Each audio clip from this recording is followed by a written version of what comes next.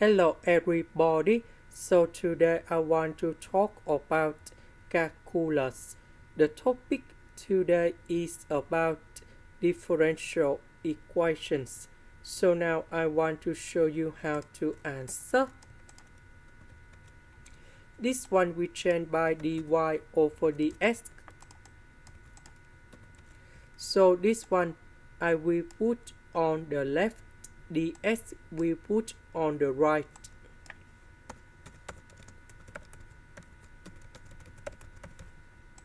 Next, we need to integral for the both sides.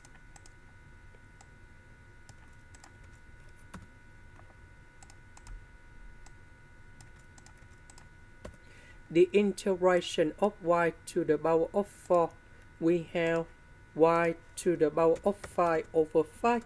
Number 1, that is about y. This one, we have x squared over 2.